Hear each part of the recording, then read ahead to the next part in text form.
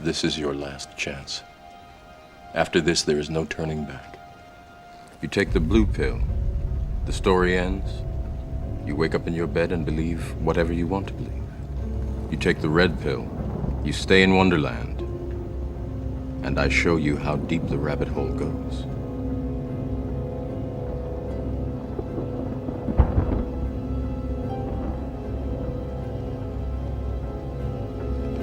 Remember, all I'm offering is the truth, nothing more.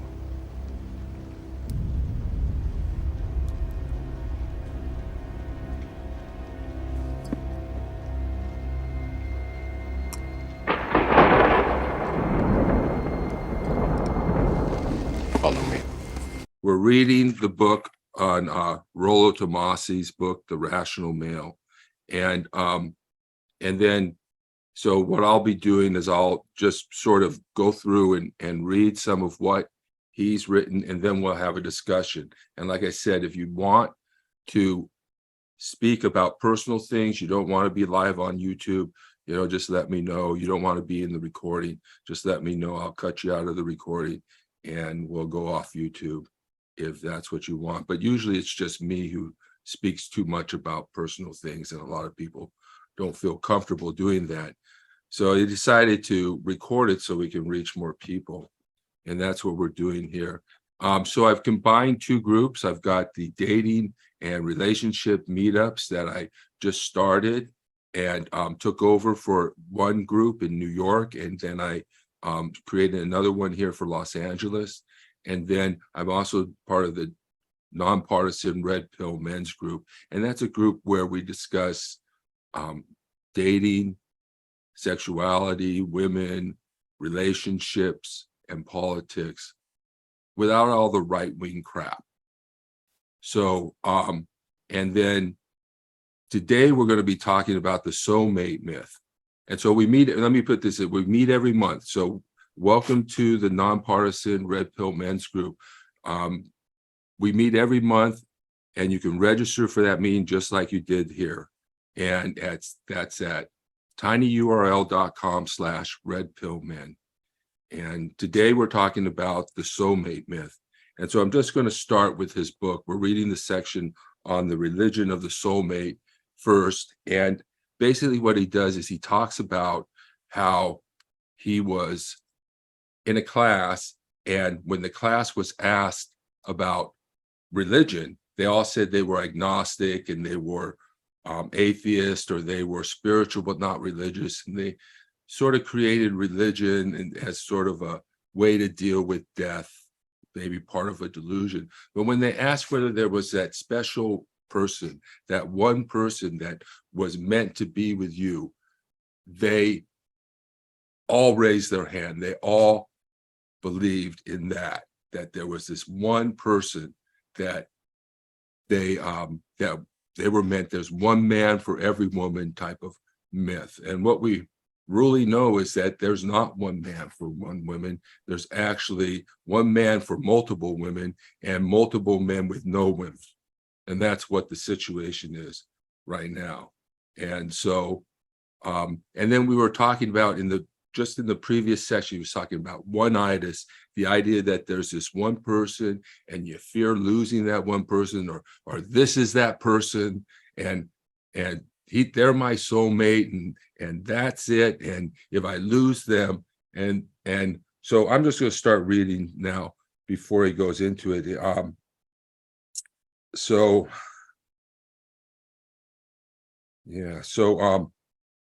he says it's an irrational belief in predestination, or even amongst the least spiritual, that it's just a part of life to pair off with someone significant, and there was someone for everyone. And despite all odds, people largely feel entitled or deserving of an important love in their life. And statistically and pragmatically, though, this is ridiculous, he says. The feminized Disneyfication of this core concept has been romanticized and commercialized to the point of it becoming a religion. And he says the Shakespearean longing for the one, the search for another soulmate who was destined to be our match, has been systematically distorted beyond all reason. And as I'll elaborate later, men take their own lives in the delusion of having lost the one. And then we go into the men and the soulmate and how men are affected. It says the perversion of the soulmate myth is attributed in large part to the feminized social conventions we deal with today. The fear of isolation from our imagined soulmate, or the fear of having irrecoverably lost the perfect one for us, fuels so much of the personal and social neuroses we find in the contemporary matrix of our society. For example, much of the fear inherited in the myth of the lonely old man loses its teeth without a core belief in the soulmate myth. The feminine imperative recognized the overarching power of the soulmate myth had over men and women from the beginning of the rise to ascendancy of the primary gender social imperative. And I think what he's talking about when he talks about the gender social imperative or the feminine imperative is the maximization of hypergamy. Is that right, Eric? You think he's talking about that? The maximization of hypergamy as the feminine imperative? Probably. He does talk about that a lot in the book. I have not read all of the book, but that is a common theme, yes. Yeah. So I think that that's what he means here, the feminine control of men, in the service of natural selection is another way of putting it. Yeah. Virtually all of the distortions of the core soulmate dynamic evolved as controlling schema for men. And I think what he means is that the soulmate is to control men's behavior, to get them to give up their sexual strategy, which is to spread their seed with as many women as possible to go for that one woman. When it is soulmate women who are the primary reward for a soulmate necessitous man, there are a lot of opportunities to consolidate that power upon. And he doesn't think it's a fiendish plot of a femme-centric cabal socially engineering the soulmate fear into men. In fact, later on, he talks about how the soulmate myth really doesn't help women either. And but generations of men raised to be oblivious to it willingly and actively help perpetuate the myth. He says it's so and then he talks about the soulmate myth in women, and that he says hypergamy intensifies neurosis. Now, what hypergamy is the tendency of women to date laterally and up in the social hierarchy, financially, social status. They're always looking for someone better than them. And so that's what he means by hypergamy. Particularly, it says the languishing associated with pining for the alpha that got away, that women have these hot studs that they had when they were young, that they were trying to get, they were swinging for the fences, trying to get the richest, biggest, baddest guy they could, and they lost him, and they're never the same, is sort of that idea. I'm not sure how much that is true, but that's his point of view. Particularly when she's paired off with a long term with a dutiful beta provider after her sexual market value declines. So the beta is the other side of the equation. Women want a provider, they want money, and they want sex. They put it simply, they want a stud and they want big bucks. And so but they don't come in one package. And so they have to settle after they hit the wall, about 30, they have to settle for a guy that they might not have preferred, was not the alpha stud that they really, really wanted. And so, and the second, sexual market value declining is a major part of his theory, that women peak in the 20s, men peak in their 30s, and then men maintain value much better than women do over time. So, and it's kind of a commodified market in a way. Let's see. What So page numbers are you on, Richard? I'm on page 6 right now. So I turned from 5 to page 6, and I'm going to go into page 7, and that will be it. So he says, for women, the soulmate represents the nigh unattainable combination of arousing alpha dominance matched with a loyal providership for her long-term security that only she can tame out of him. It says, hypergamy hates the soulmate principle. So because the soulmate is an absolute definition, whereas hypergamy must always test for protection, for perfection, hypergamy asks, is he the one? Is he the one? And the soulmate myth replies, he has to be the one. He's your soulmate. There's only one of those. So basically what that means is that it frustrates hypergamy in a way, because hypergamy means you're always looking for that bigger, better guy. You know, a lot of women reserve the right to always have their eye out for that bigger, better guy. And so, but when you get to the one, then, you know, that's the one. It frustrates hypergamy as well in that sense. And so he's on building the mystery. It says, we want to build our intimate relationships into the soulmate idealism in order to relieve the fear and solve the problem. And the problem is, both sexes will seek to perfect that idealization for themselves. Well, anyway. And then for women, the impact of the most significant alpha male is what initially defines the soulmate idealization. For men, it may be the first woman they become sexual with him, or the one who best exemplifies a woman he mistakenly believes can love him in a male-defined orientation of love. And what he means by that is that men feel that women should be able to love them for themselves. And we really love women for who they are, because, hey, their physical presence, their body, their appearance is who they are. But women have all these other qualifications, and we have other qualifications too, make no mistake about that. But women tend to love us for what we do, what we provide, what we can do.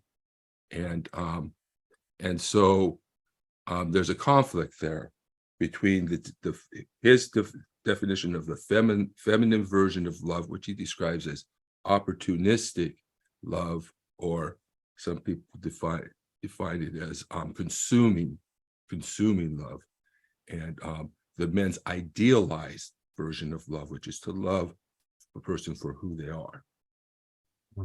And so let's see. Yeah.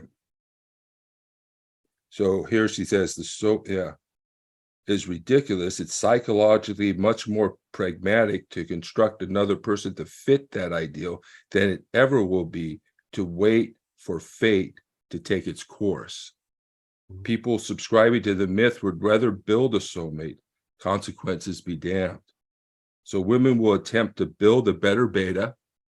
That means building the provider, making him more sexual, or making him a better provider, or tame down an alpha, a guy who is out fooling around, who has a lot of women.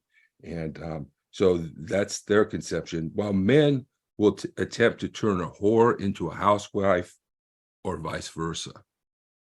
So sometimes women don't come in one package either sometimes. in that sense. And but if anything, it will free you to have a better, healthier future relationship with someone who is genuinely important to you. So dropping the soulmate myth isn't the nihilism a lot of people might have you believe it is. It's going to free you to a better, healthier future relationship with someone who you generally like, a relationship based on genuine desire, mutual respect, complementary understanding of each other and love, rather than one based on a fear of losing your one and only representation of contentment in life. In any relationship, and then he goes on to power, the one who needs that. And that will be the next chapter and our next discussion, which would be power in relationships. And he says, whether you want to base your relationship on power or not isn't the issue. It's already in play. You are acceptable to her for meeting any number of criteria, and she meets your own criteria as well. If this weren't the case, you simply would not be initiate a mutual relationship. So I know some of you might think that, you're looking for your soulmate out there, but what Rollo Tomassi is saying, look for another person. There isn't this one person out there. You got to look for a person that's right for you. And those things, mutual respect, mutual desire. Relationships nowadays are based largely on mutual desire rather than on roles. I mean, women worked in the past, it wasn't like women didn't work, they worked, and men had roles and women had roles. And nowadays it's kind of like, well, those roles don't work because they're not same roles. But anyway, I don't want to digress. So now I'm opening it up to questions and comments on that. Yeah, I was just going to comment on that. It seems like it makes both genders choosier. If you drop the soulmate notion, then we can be choosier, which does kind of decrease the amount of relationships that are actually happening. I think current statistics show that too. Like marriage is at an all-time low. And according to some other factors I'm not sure how they measure that, but that's things I've heard from credible sources, Mhm. But and then I'm curious if someone wants to comment on this. I mean, the last thing you said, Richard, is that women don't need men in the sense of the resources men can provide. I think a lot of them do, but not as much as in the past, not as much as 50, 60, 100 years ago, So if anyone wants to comment on that, I think it's probably true, although we also know we have an underclass in the United States that does not have sufficient resources. So, both may be true. Well, what I'm thinking is, in the 1800s, maybe even into the 1900s, women had work to do, in their roles, taking care of, that was work, washing clothes by hand, everything by hand, making things women had a realm of work that they participated in. When we get to the 50s, we begin to see, this idea of this, and I'm not sure if it was an idea that actually came up of the trophy wife, right? Sort of the idea of, was this now the most beautiful woman we can, I guess, but that the women would stay home as a housewife, right? But it was less work than before, I think. But then we had in the 50s, I'd watch these programs, and man, boy, you ever watch Dobie Gillis? Yeah. Gillis, yeah. Yeah. And all the women, in the 50s, boom, you got to be rich, boom, boom. They're looking for that guy who's going to be rich. I mean, it sort of really seemed to evolve out of that, because before, you really needed a man if you wanted to start a family, work on a farm, whatever you had to do to make a living. women and men work together. So there was a need for that. And before that, there were arranged marriages, right? Yeah. So marriage was not romantic. And then we have development of romantic arrangements and ideas. And then we have the sort of a reduction in women's role in the home, where we're not out milking cows anymore, making everything from scratch anymore, everything's convenient, and so you had Betty Friedan and the feminine mystique come out with women discovering their, as I think I talked, is it discovering their washing machines, because those things used to rock a lot. And being unhappy as housewives. I mean, it was very unfulfilling for a lot of women who have a lot of potential. And so, but I think now we're, now we have a situation where women are out making their own money, but they can't get past what evolutionary psychologists would say is their sort of Neanderthal era sexuality, or something where a man has to, hypergamy. They can't get past hypergamy, in a sense. I mean, they can see different things as of value, it's not necessarily only money, but the idea that a man that they have to move up in the social ladder, means that men have to move down. Women want a man who's better than them, which means that men have to accept a woman who is less than them. And that's something that Orion Taraban taught recently. Yes. Yeah. Mhm. And so so that's where we're at. And I mean, the myth of the soulmate might cause us a lot of worry and angst that's just unnecessary. We're just human beings trying to meet our needs, and in a society and culture and with an evolution that can sometimes be toxic, on both sides, women and men. Our sexuality and our culture and our politics, obviously, and sexual politics can be very toxic. So, but so the soulmate myth is, does anybody believe in the soulmate myth? Anybody want to defend the soulmate myth here, even though, or does anybody want to bring up some of their dating questions or issues? Because we have this dating meetup as well, and how this pertains to actually dating. Don't all speak at once.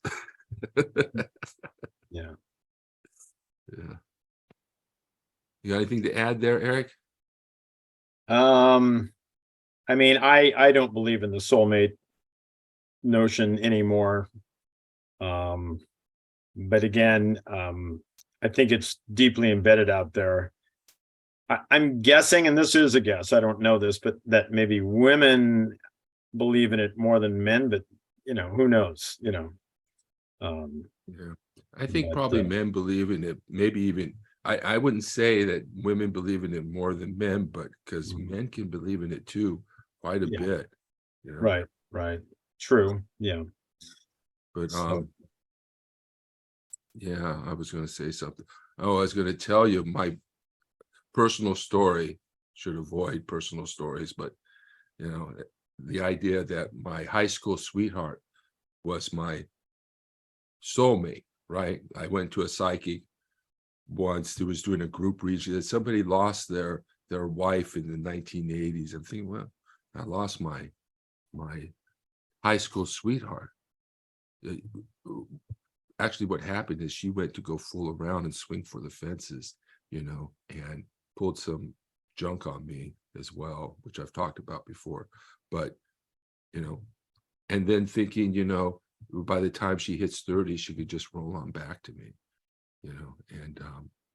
and that's so much what happens, If I was her soulmate, she walked away from me to go fool around and then lost it.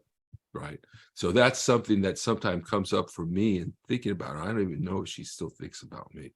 Occasionally I think about her, particularly some of the, since I've been dealing with some trauma in that regard. So yeah, and I think that can happen with both genders too. Like the alpha widow, isn't that notion about a woman that, what you say, swings for the fences, but in baseball, when you swing for the fences too much, you tend to strike out mostly, like Dave Kingman, but so you're better off to go for the base hits or the base on balls and, move the runner along and all that stuff. But human psychology takes over, and a person wants what they want, but future planning might point to another way to go. But I mean, I think men do this too. You get attracted to a very beautiful woman and you have thoughts, and it's very human to think that, but it can lead certainly a man into trouble, I think. If you just base things on looks and not other things, that's volatile and dangerous for a man, I believe. Yeah, absolutely. And that's what I mean. We have other criteria too. We just not physically attracted to that, but we do have, standards, and men should have standards. And sometimes we don't have standards, and that creates a problem. We're willing to go with the first woman because many of us are starved sexually, that the feminine imperative that he talked about sort of depends upon sexual scarcity, creating sexual scarcity. That is to force men into relationships, and so women collude with one another and slut shame one another, and to make sure that they're not having sex with these men, so that these men are more desperate. That's how I feel that whole scenario on controlling access to sex is part of the feminine imperative. Munich, September 30th, 1938. Prime Minister Neville Chamberlain abandons the people of Czechoslovakia to the whims of a monstrous dictator named Adolf Hitler. The war that followed shook the earth to its very foundations. Washington, September 30th, 2023. Republicans demand that America abandon the people of Ukraine to the whims of a monstrous dictator named Vladimir Putin. History has taught us the cost of appeasement: destruction, oppression, death. For decades, the Republican Party fought the agents of tyranny. Mr. Gorbachev, tear down this wall. That all ended when their party leaders sounded more like a dictator than a president who benefited from Russian interference and returned the favor with support of Russian oppression. It's great to be with you. President Joe Biden has stood with the Ukrainian people in their fight against Putin, upholding the ideals that America was founded on, ideals that so many fought and died to defend. The choice in 2024 is no longer between two political parties. It's between freedom and oppression, between war and peace. The stakes have never been higher. The cost has never been greater. The choice has never been more clear. It's us or them.